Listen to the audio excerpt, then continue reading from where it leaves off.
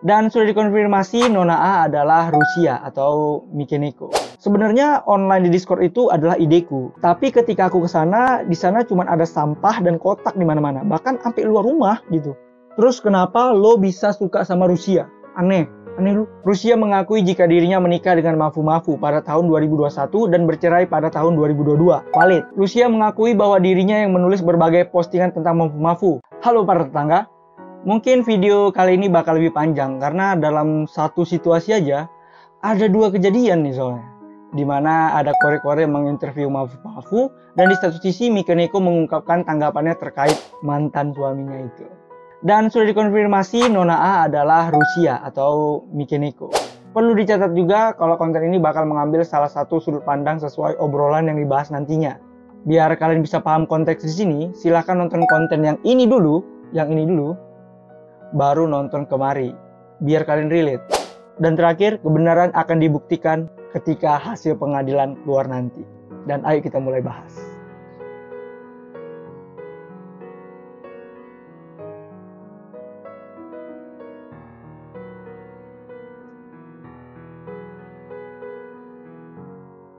Oke, coba ceritakan tentang Pak B sebanyak yang kau bisa. Dia itu bukan seorang UTIT, tapi dia adalah seorang yang bekerja di industri internet.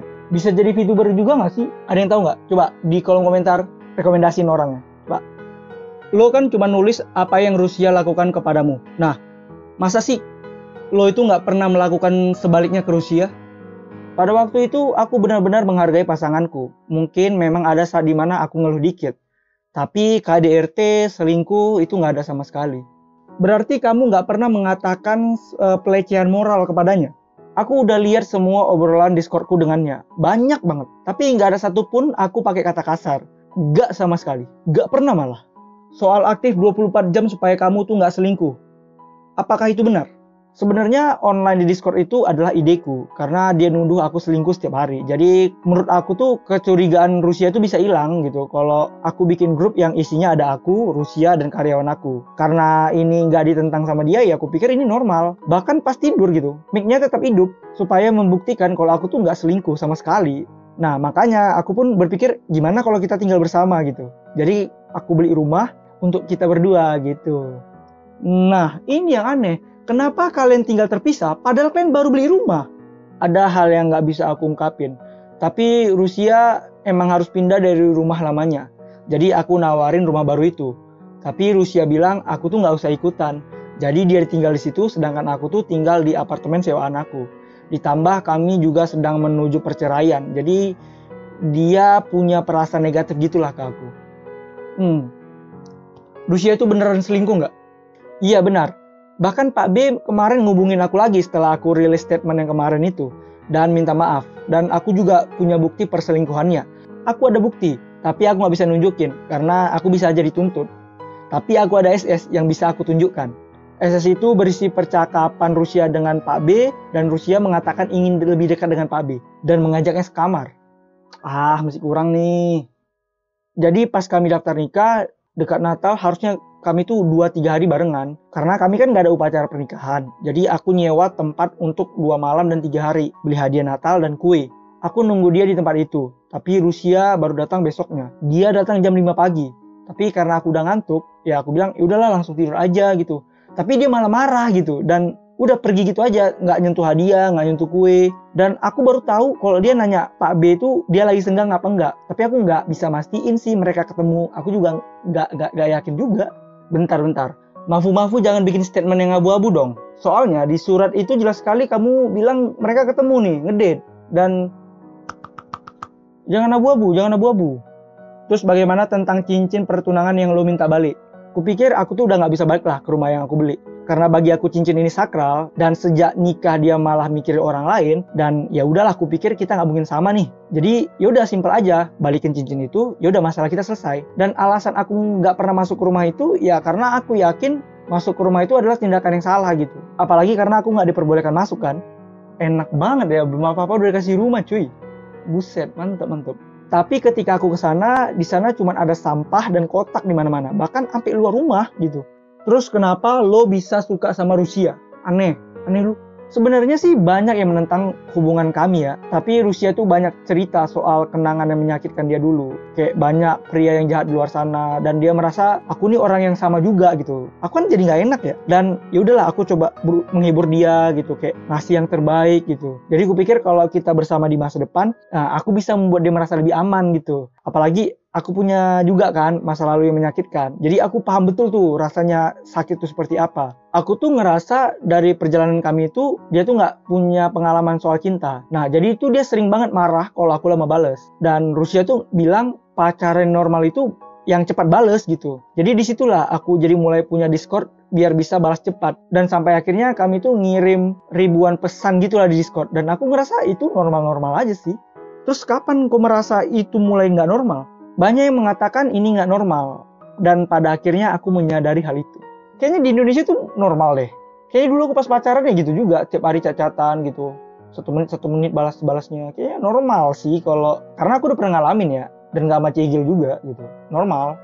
Kalau untuk kenyataannya, kalau untuk ngomongin culture kayak di Jepang, tapi di Jepang tuh emang agak beda. Mereka tuh katanya sih memang gak sering cacatan ketika pacaran. Makanya Haruka tuh kan sempat shock kultur gitu ketika dia pacaran sama orang Indonesia. Dan menurut Haruka, orang Indonesia tuh bawel karena sering banyak nanya gitu kan. Ya itu perbedaan kultur aja sih kalau menurut aku. Oke, yang terakhir dah. Apa yang pengen kamu katakan kepada fans kamu? Maaf, aku telah menciptakan drama yang besar. Aku minta maaf kepada para pendengarku. Maaf selalu menangis karena ini sangat menyakitkan. Memang aku telah bohong pada kalian dan ini 100% salahku. Dan aku nggak akan pernah melupakan ini, dan ini akan terus hidup bersama dengan perasaan ini. Ada hal-hal yang bercelah di sini, seperti tentang Rusia dan Pak B, yang mana Mafu ragu apakah mereka bertemu atau enggak pada hari setelah mereka menikah itu. Kalau bertemu, udah pasti ninjutsu soalnya. Tapi dia sendiri ragu. Ya, ada celah untuk dia sih, ada celah untuk Mafu sih di sini. Lalu Abu yang di dalam guci itu bukanlah kucing, tapi hamster. Dan udah dibawa pulang sama Mafu di rumahnya dan di ruang tamunya. Sisanya sama dan sesuai dengan pernyataan video kemarin ya, yang ada di sini. Kalian tonton aja itu. Sebenarnya ada satu konteks yang mengenalkan Pak C, yang merupakan mantan pacarnya Rusia. Jadi sebelum sama Mafu, Rusia itu ada pacaran lagi. Fundet kasihan. Tapi bakal makin kompleks karakternya. Jadi kalau misalnya aku masukin ke sini kayak bikin skrip serial Netflix aku jadinya. Jadi nggak aku masukin lah karena nggak penting-penting amat kehadiran Pak C di sini ada atau enggak tuh nggak penting juga. Nah sekarang kita akan masuk ke tanggapan Rusia ya, atau Mikineko atau siapalah namanya itu. Tapi aku lebih suka manggilnya tuh Rusia. Jadi dengan dirilisnya surat dari Mafu disusul interviewnya bersama Kore membuat Rusia tuh mengambil langkah. Ia pun memutuskan untuk menulis surat balasan terhadap yang beredar mengenai dirinya. Rusia mengakui jika dirinya menikah dengan Mafu pada tahun 2021 dan bercerai pada tahun 2022. Valid, karena sebagai streamer ia nggak bisa mengatakannya. Menurut Rusia, masalah tersebut harusnya diselesaikan secara pribadi aja. Jangan publik karena ada privasi di sana. Tetapi karena argumennya banyak, jadi dia merasa harus mengungkapkannya sekarang. Ketika nikah, Rusia tuh nggak punya hubungan dengan Pak B. Nggak pernah ngedate dan nggak pernah jumpa. Coba dah tanya sama Pak B, kata Rusia. Pasti dia tahu. Lah, tadi kata Mafu, Pak B itu minta maaf lagi sama dia. Setelah Mafu ngeluarin statement surat kemarin itu, Pak B minta maaf lagi tuh sama Mafu. Ayo, gimana Rusia? Ayo. Pesan lain yang terungkap yang mengatakan itu perselingkuhan itu nggak benar. Itu cuman spontan aja. Dan candaan. Bahkan Rusia nggak pernah ketemu Pak B setelah nikah. Alah. Kami tuh cuma bercanda aja kak, gak serius. Di Indo juga jurusnya sama sayang. Masa satu perguruan kalian? Rusia mengakui selama pernikahan mencurigai Mafu selingkuh dan sering mempertanyakannya. Tapi Rusia nggak ngerasa itu melecehkannya secara moral atau ngekang. Itulah yang dikatakan sama cheater. Rusia punya alasan mengapa berpikir Mafu selingkuh, tapi dia nggak bisa ngejelasinnya. Karena ini kan masih dalam proses pengadilan. Apalagi dia tahu bahwa Mafu mencurigainya selingkuh. Ya udah, posisi mereka tuh ya saling nggak percaya. Bahkan Mafu melarang Rusia untuk menghubungi pria lain. Dan kalau ada kepentingan harus ngasih tahu dulu. Soal uang, Rusia mengatakan dia memang mengklaim uang perceraian karena dia merasa dilecehkan secara moral dan gugatan cerainya itu sepihak. Walaupun pada akhirnya mereka tuh bercerai tanpa ada gugatan material. Rusia mengakui bahwa dirinya yang menulis berbagai postingan tentang Mafu karena pada waktu itu dia dalam posisi tekanan mental di mana dia baru dipecat dan dia diceraikan. Sehingga dia langsung aja posting membabi buta dan dia menyesalinya. Valid. Karena itu melalui pengacaranya dia menegosiasi permintaan maaf. Namun, Mafu-Mafu memberikan 4 syarat, seperti menghentikan aktivitas di bawah nama streamnya, berhenti bermain sosmed, mengeluarkan pernyataan sesuai yang diminta, dan membayarkan kompensasi sebesar 1 juta yen atau sekitar 106 juta sebagai istilahnya itu denda moral gitulah. Jadi denda kerugian moralnya itu diganti dengan uang. Jadi karena Rusia baru dipecat dan dia belum punya kerjaan baru, jadi dia tuh nggak bisa melakukannya. Tapi karena permasalahan ini belum selesai, Rusia mencoba menuntut balik. Udah gila. Ada gitu. Aneh banget, aneh. Rusia mengungkapkan kesalahpahaman soal guci kucing. Itu bukan kucing, itu hamster. Oke, sesuai ya. Tetapi memang ada abu kucing di rumah tersebut. Cuman karena dia buru-buru pindah, dia jadi lupa dengan abu kucing tersebut. Saat ini Rusia mengambil tuntutan perdata dan pidana ke Mafu-Mafu, terutama pernyataan yang sepihak. Sebenarnya ia tidak ingin bertarung hukum, terlebih dengan orang yang pernah bersamanya, walaupun dia sendiri mengaku menyesal atas tindakannya yang membuat postingan terhadap Mafu-Mafu. Rusia mengingatkan jika ini adalah masalah pribadi, sehingga dia nggak ingin ada fitnah yang terjadi ke depannya. Jika ia mengetahui ada fitnah yang di luar batas, dia akan melaporkannya. Untung aku nggak ada fitnah kan, aku cuma baca doang kan ya? Ya kasih pendapat dikit lah. Dan Rusia masih akan terus beraktivitas seperti biasa. Mantap, mentalnya kuat banget cuy.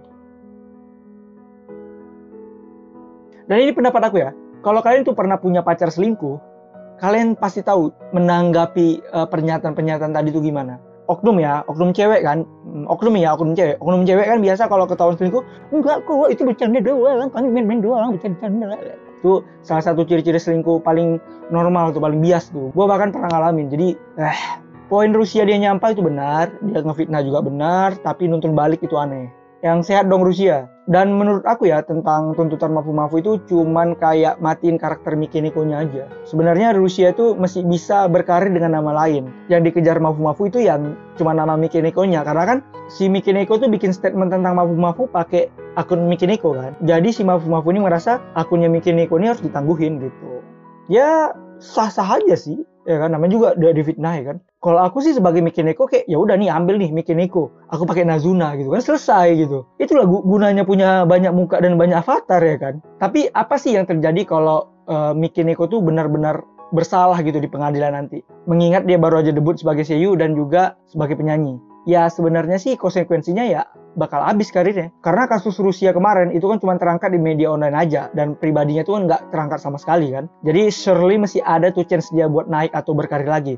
Tapi kasus dia sama Mafu-Mafu ini agak lain dikit nih, karena udah terangkat sampai berita nasional. Dan kalau dia terbukti bersalah, selamat tinggal karir.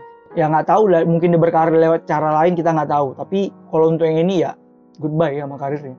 Kecuali agensinya yang sekarang yang Voice Over itu benar-benar bela dia banget gitu. Ya itu udah beda cerita lah, bisa selamat lah gitu. Kalau Voice Over itu benar-benar kayak menyokong dia terus gitu. Dan mungkin ini jadi konten penutup ya untuk soal Rusia dan Mafu-Mafu ya. Karena kedepannya mereka tuh cuman paling ya bisanya saling tuding, jadi nggak bakal ada explore yang lebih lanjut. Dan kita bakal update lagi setelah hasil pengadilannya itu keluar. Itu lebih menarik untuk dibahas. Jadi dari sudut Mafu-Mafu udah, dari sudut Rusia udah, jadi kita tinggal nunggu hasil persidangannya. Karena kita akan menemukan poin mana yang salah dan poin mana yang benar. Dan itu aja untuk konten hari ini. Pendapat kalian gimana? Silahkan di kolom komentar seperti biasa. Ada yang perlu dibahas lagi nggak? Selain dua orang ini ya?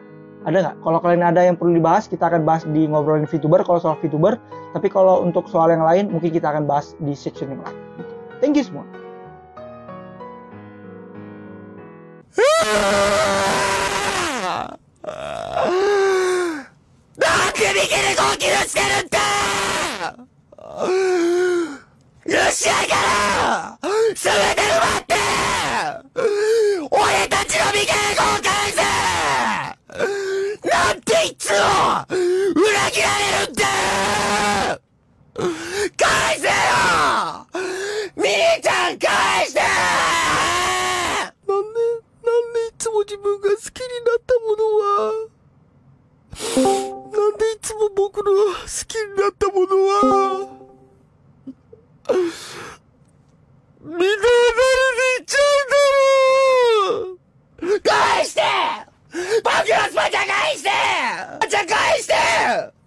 落ち着いて、大丈夫だから。落ち着けるわけないだろ。